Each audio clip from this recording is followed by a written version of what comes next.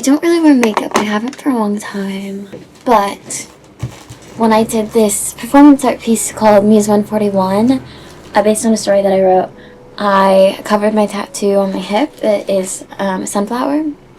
And I have like Fit Me Powder by Maybelline from that. And when I went to Dance Theater of Harlem for the first time when I was 14 was when I wore slippers that were actually my skin color, and like point shoes. I had to paint my point shoes to be brown.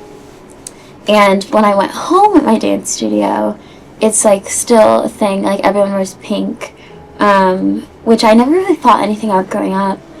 But so when I went back, I bought pink slippers, but now like here, I feel like in New York it's like normal to wear, well, I think normal is a bad word.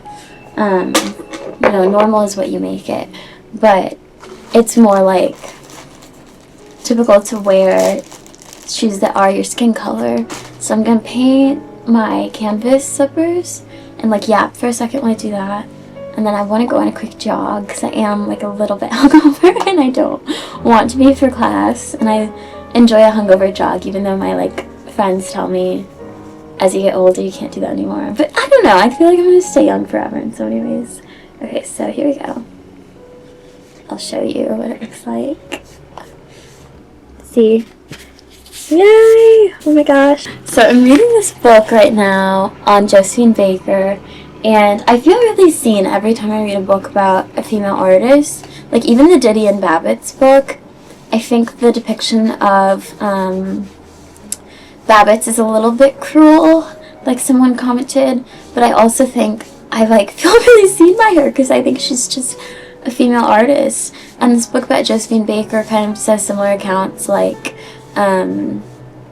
she was subject to like changes in her mood, and she was like really devoted to religion, and she like loved really hard but also was like heartbroken really hard, and like just always wanted to devote her life to her art, her craft, her performance, and then her loved ones. But one thing the book about Josephine Baker said that I thought was really interesting was that she like suffered from respectability politics like well into her adult life, possibly because of her like roots in the Midwest. And I feel like that's something I'm like always thinking about and trying to get over, is like my internalized respectability politics, because it's literally something I studied in college. And respectability politics are like fear of talking about your body, of like things like alcohol, being like loud, being like unabashed, for the fear that it makes you like unrespectable. And there's a lot of like nuance with like race, gender, but I think respectability politics is a little bit deeper rooted. It's this like innate thing that you believe about yourself, like that you, I don't know, I think we all are like children of God, like my friend Lily and I were talking about.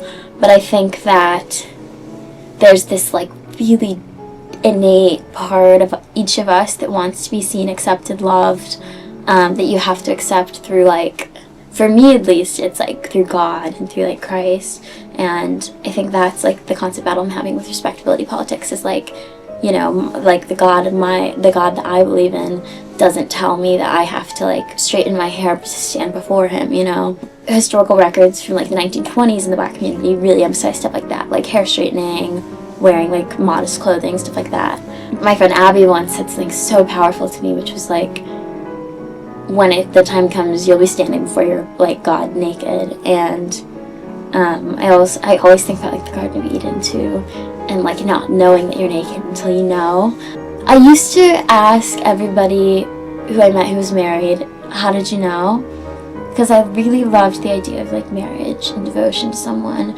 But then the more I'm like kind of accepting that God is like pulling me back into the performing arts.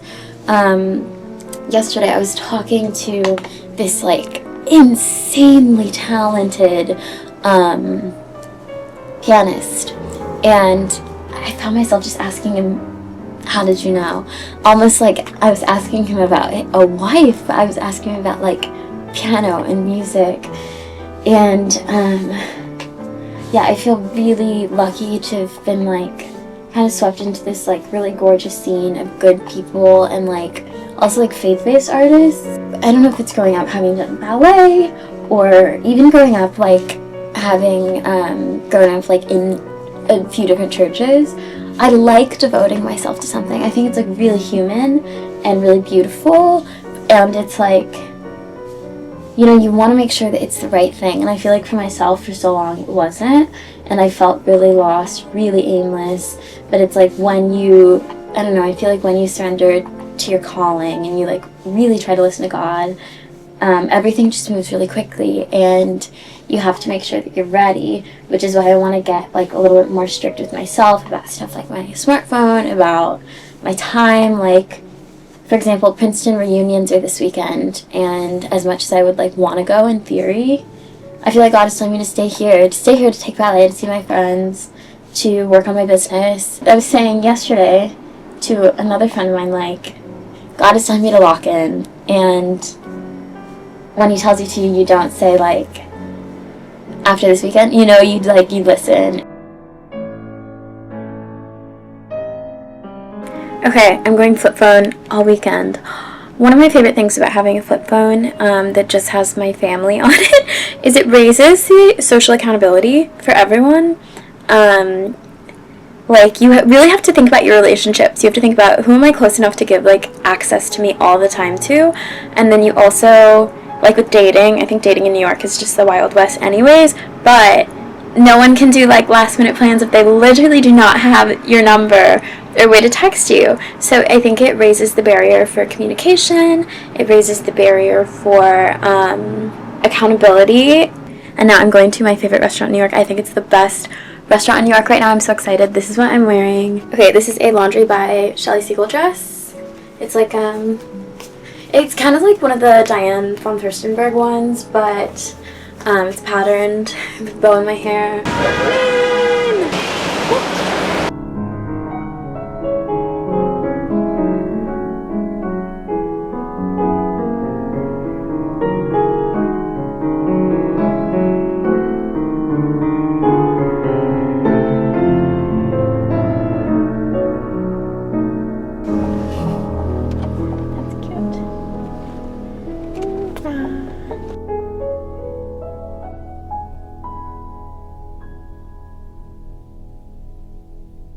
Hi. Okay, we're in the restroom. Moved to the cafe. I'm telling you, this is the best restaurant in New York. And I cried in this restroom once.